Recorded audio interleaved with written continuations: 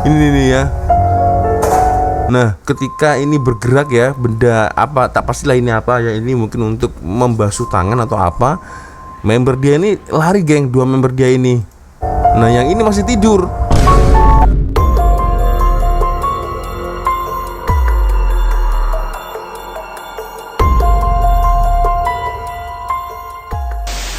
Yo, sup re, assalamualaikum warahmatullahi wabarakatuh. Hai re, bertemu lagi ada saya di sini, Wak Lonjong. Salam lonjong, hiya. Apa kabar kawan-kawan? Semoga semua dalam kondisi yang sehat, geng ya. Amin ya robbal alamin. Dan finally kita dipertemukan di video session malam Jumat horor, geng ya. Dan kebetulan memang ada satu request nih, geng, dari kawan kita, geng ya. Nah, bernama Bang Rudi Ruaj ini selalu mengirimkan video-video seram nih, geng ya. Dan kebetulan memang sudah cukup lama kita tidak mereview ya, mereaction salah satu video dari top 5 Malaysia, geng.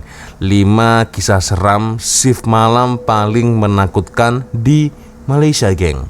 Waduh. Wah, ini kalau kita membicarakan kerja shift malam, geng ya, memang ngeri-ngeri sedap, geng ya. Ya seperti kalian tahu, geng, kalau kita memang bekerja malam hari itu selalu ada berbagai tantangan dan resikonya, geng.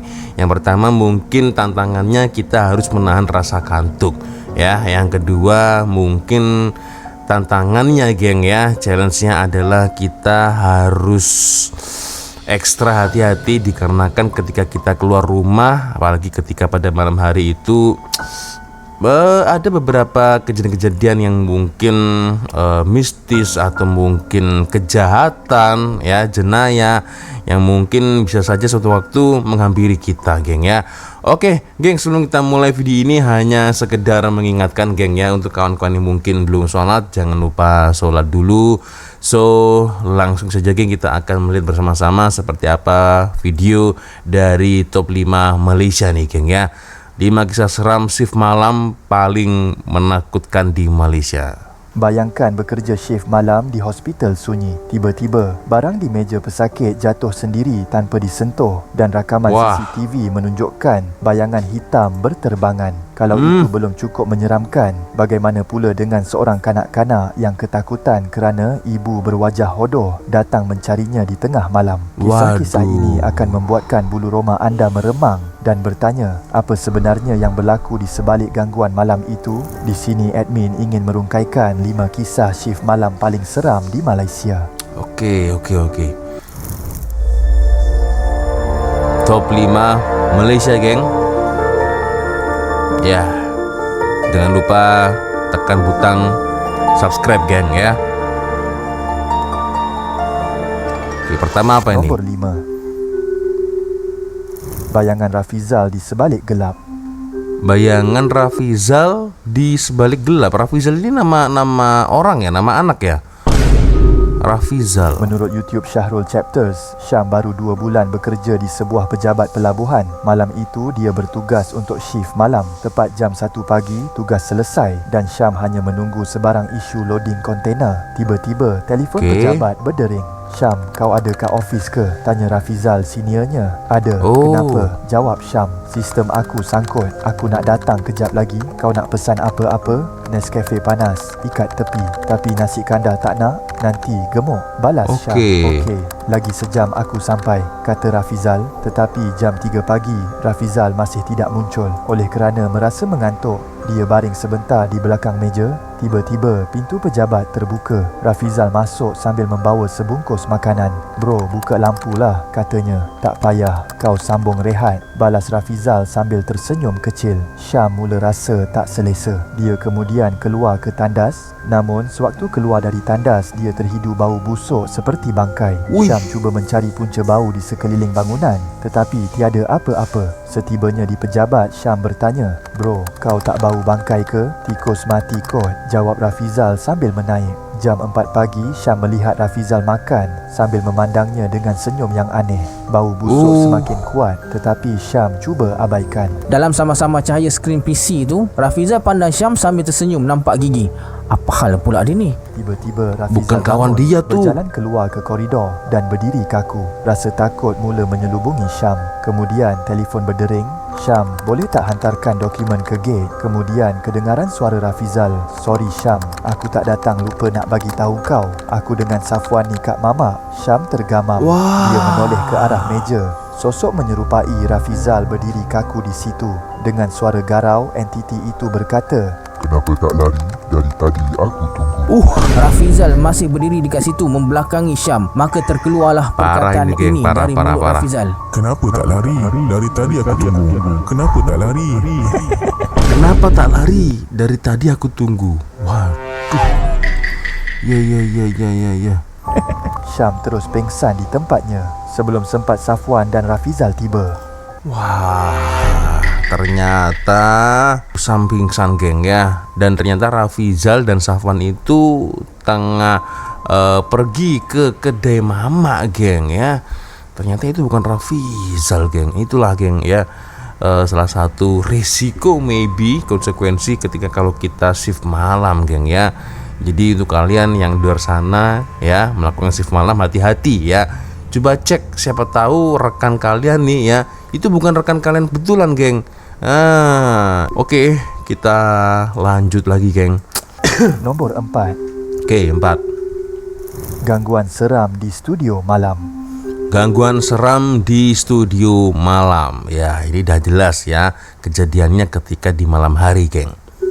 Studio apa ini? Menerusi saluran YouTube Syahrul Chapters, Eddie berkongsi kisah seram ketika bekerja seorang diri di studio. Semuanya bermula apabila dia menerima mesej daripada partnernya, seorang selebriti chef. Tuan, busy tak? Klien nak review gambar esok. Boleh siap malam ni tak? Walaupun sibuk, Eddie bersetuju. Okey, no problem. Setiba di studio pada jam 10.30 malam, suasana sunyi dan menyeramkan. Ketika sedang fokus bekerja, dia terdengar bunyi kereta masuk dan pintu grill dibuka.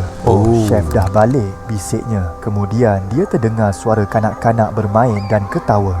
Dia menyangka anak chef, Haziq dan Aiman berada di rumah.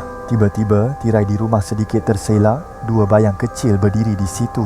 Haziq, Aiman, tidurlah, esok sekolah, tegurnya. Gelak tawa mereka berhenti dan suasana sunyi. Terdengar suara anak-anak partner dia tu dari rumah sebelah, tengah berlari-lari bergelak sakan. Kejap mereka pergi ke tingkat atas, kejap lompat ke bawah balik.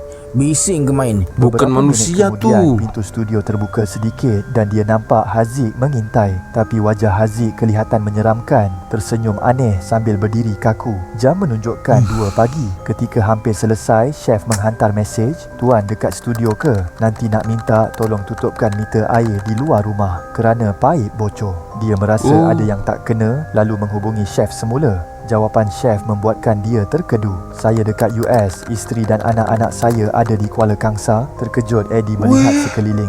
Rumah gelap, tiada kereta, tiada sesiapa. Dalam panik dia mengambil kunci kereta untuk keluar, tetapi pintu studio terbuka sendiri. Di tingkap, dua muka kecil muncul dengan tubuh mereka terbalik, kaki di atas, kepala di bawah. Dia terus melarikan diri ke kereta. Saat memandu, dia mengintai cermin belakang dan melihat dua budak itu memandang tajam dari pintu studio. Malam itu menjadi mimpi ngeri yang tak terlupakan. Masih itulah kedengaran bunyi ni. Krek. Eddie berpaling ke belakang. Tak ada apa-apa pun. Pintu dalam tu tak terbuka, tapi secara tak sengaja Eddie terpandang ke bahagian atas tingkap. Macam nak pecah jantung bila Eddie nampak ada dua muka tengah mengintai dia. Gila, yang buat seram itu posisi dua budak ini tuh terbalik itu, geng. Wah, ini main blue sih, geng ya. Tak pastilah ya besoknya itu berani kerja di studio itu atau macam mana, geng ya. Aduh. Ingatkan anak-anak dari chef ya, ternyata chef dan istrinya itu ada di US. Nah, kedua anaknya ini ada di Kuala Kangsar. Nah, soalannya siapa ini, geng ya? Ketika mau keluar dari studio itu, tiba-tiba ada penampakan seperti ini ya, buat jantung berdebar ya, pecah. Wah, nggak bisa berkata-kata deh, geng ya. Aduh, oke, kita lanjut lagi, geng. Nombor 3. Oke, nomor 3. Shift malam dihantui bayangan. Lagi-lagi shift malam, geng. Menurut petikan artikel M-Star, bayangkan bekerja waktu malam di pejabat yang sunyi. Hanya bunyi kipas dan ketikan keyboard kedengaran. Tapi adakah ia benar-benar kosong? Inilah kisah Shift Malam, filem seram yang diangkat daripada drama pendek popular. Ya. Filem ini Pernah membawa lihat. kita ke dunia pekerja shift malam yang tiba-tiba dihantui oleh kejadian-kejadian misteri. Cerita bermula dengan 3 rakan sekerja iaitu Ikmal, Botak dan Mok. Shift Malam Okey. menggunakan 3 rakan sepejabat iaitu Ikmal, Botak dan Mok yang bekerja sebagai pereka grafik. Secara tidak sengaja merungkai mistos seram di bangunan tempat mereka bekerja sehingga merubah kehidupan masing-masing. Mereka bertiga merupakan pereka grafik dan pada suatu malam, mereka terpaksa menyiapkan tugasan penting yang perlu dihantar sebelum pagi. Namun malam itu menjadi lain daripada biasa. Bayang-bayang mula bergerak sendiri di sudut bilik. Kerusi beroda tiba-tiba bergerak menimbulkan bunyi seram di lantai yang sunyi. Kemudian gangguan semakin menjadi-jadi. Ia sebaik sahaja mereka melakukan beberapa upacara ritual atas nasihat Brotai. Terdapat juga kisah lama mengenai seorang wanita yang pernah bunuh diri di Waduh. pejabat itu kerana tekanan kerja. Wanita itu dipercayai menghantui pekerja malam. Kisah mitos yang mereka dengar selama ini tentang korban bangunan tersebut semakin menjadi realiti dan ia sedang berlaku. Namun persoalannya, mampukah mereka bertahan hingga ke pagi atau adakah mereka akan menjadi mangsa seterusnya? Mak. So gimana geng, kalau next time kita mungkin boleh lah ya untuk mereview geng ya, mengulas video ini ya, boleh komen lah di ruang komentar ya. Oke, next kita lanjut lagi geng. Nombor 2, Oke, 2. Misteri Ibu Maya. Malam Mak, misteri Ibu Maya. Ya, nasib baik Mayanya ini tak pakai sambung huruf T. Ibu Maya. Aduh, lebih seram geng. Oke, kita lihat. Menerusi artikel di Wattpad, seorang jururawat bernama Ira baru sahaja dipindahkan ke sebuah hospital kecil di pedalaman. Hari-harinya berlalu dengan tenang sehinggalah malam ketiga shift malam. Hanya dia dan Yana bertugas malam itu, jam hampir tengah malam. Suasana sunyi sepi, hanya detik jam dinding kedengaran. Ketika sedang menyemak fail pesakit, Ira terdengar tangisan halus dari bilik pesakit. Dia berbisik perlahan, ini mesti Maya. Maya ialah pesakit kecil yang sering menangis sejak dimasukkan ke hospital. Ira masuk ke bilik Maya dan mendapati gadis kecil itu sedang duduk memeluk teddy bear. Wajahnya muram. Maya, ibu akan datang, jangan risau ya. Jangan buat nurse Ira sedih tengok Maya macam ni, pujuk Ira lembut. Namun Maya menggeleng, air matanya berlinangan. Ibu tak boleh datang. Maya takut, muka ibu hodoh. Dia bukan ibu Maya, bisiknya ketakutan. Bulu roma Ira meremang tapi dia cuba berlagak tenang. Sebelum sempat bertanya lebih lanjut, Yana memanggil dari hujung koridor. Ira, tolong ambil fail di bilik 14. Ira mengangguk dan berjalan ke bilik itu. Tapi semakin dekat, suasana bertukar seram. Angin dingin menyapa dan pintu bilik itu terbuka sedikit. Ira melangkah masuk dengan hati-hati, namun tiba-tiba terasa tangan kecil memegang lengannya. Dia berpaling. Maya, kenapa kamu di sini? Maya memeluk erat, matanya penuh ketakutan. Dia dekat luar, ibu ada kat sini, katanya teresak-esak. Ira tergamam. Siapa yang Maya nampak? Pintu bilik tiba-tiba terbuka dengan bunyi mengerikan. Bayangan gelap masuk membuatkan Ira kaku, memandang ke arah pintu dengan jantung berdegup kencang. Wah, ibu macam apa ini geng? Ya, pintu bilik ya tiba-tiba terbuka dengan bunyi yang cukup mengerikan. Dan ini ibu macam apa ini? Ibunya sudah meninggal ya, atau ini merupakan jinokhorin dari ibunya atau gimana nih geng? Wah, menghantui Maya geng ya. Uduh. Oke. Oke, kita lanjut lagi geng. Kasihan juga itu adik Maya ya. Nombor 1. Oke, 1. Rakaman CCTV seram di hospital malam. Pasti yang namanya kejadian seram itu geng, seperti yang saya katakan di video sebelumnya geng ya, pasti tempat-tempat seperti macam hospital ya, kuburan. Tapi yang paling seram itu menurut saya ya hospital geng ya. Menurut YouTube Laken Biru, kisah ini berlaku di sebuah hospital sunyi pada waktu malam. Okey. Dalam rakaman CCTV, suasana wad kelihatan tenang. Lampu-lampu menyala terang dan 3 staf kelihatan santai. Seorang Okey. sedang tidur di meja, kepala bersandar, manakala 2 lagi berbual rancak. Tapi suasana mula berubah. Sedang berbual, salah seorang staf tiba-tiba terdiam dan memandang ke arah sudut bilik. Rakannya turut berpaling sama. Sekilas rakaman CCTV Oh, menunjukkan ini. sesuatu yang menyeramkan. Beberapa barang di meja pesakit Mak. jatuh sendiri tanpa disentuh sesiapa. Dalam Ini panik, kedua-dua tidur. mereka segera bangkit dan berlari meninggalkan wad. Suara Oi. langkah kaki bergema di lorong sunyi. Sementara itu, staf yang tidur Ini tadi tersedar. tidur. Dia memandang sekeliling tapi mungkin terlalu penat. Dia kembali tidur tanpa menyedari apa yang berlaku. Rakaman itu menjadi viral di TikTok, mengundang pelbagai komen seram. Ini nih ya. Nah, ketika ini bergerak ya, benda apa, tak pastilah ini apa ya, ini mungkin untuk membasuh tangan atau apa. Member dia ini lari, geng, 2 member dia ini. Nah, yang ini masih tidur. Seorang pengguna berkongsi, shift malam memang selalu ada benda pelik. Tepat jam 1 pagi, saya pernah Betul. dengar bunyi ketukan tingkap berkali-kali. Macam ada orang di luar. Tapi Alamak. bila tengok, tak ada siapa pun. Ada juga seorang perawat menulis, waktu rehat saya tengah makan, tiba-tiba terdengar suara orang menangis. Bila diperiksa, kosong. Tapi masa tengok CCTV, ada bayangan hitam berterbangan di ruangan pesakit. Jadi, apa sebenarnya yang berlaku di wad itu? Ya, ya, Adakah ya. ia kerja makhluk halus atau sekadar kebetulan? Kisah ini terus menjadi perbualan hangat, membuatkan ramai meremang bulu roma. Setiap kisah seram ini membawa satu persamaan gangguan misteri. Sering berlaku di tempat kerja, terutamanya pada waktu malam di mana keheningan menjadi ruang untuk perkara gaib muncul. Sama ada di office, studio atau hospital. Pengalaman ini mengingatkan kita bahawa dunia ini bukan hanya dihuni oleh manusia. Betul. Dalam menghadapi situasi seram, keberanian dan kewarasan fikiran adalah kunci untuk bertahan. Jom komen, adakah anda berani untuk bekerja di shift malam berseorangan? Seperti saya sekarang ini, geng. Saya bekerja di shift malam, buat konten nih, geng, malam-malam. Kalau tak percaya kalian, geng, saya tunjukkan. Oke Google, jam berapa sekarang? Saat ini pukul jam 3:26 dini hari di Jawa Timur. Ya, jam 3.26 pagi hari, geng, ya. Mendekati hampir waktu sholat subuh, ya.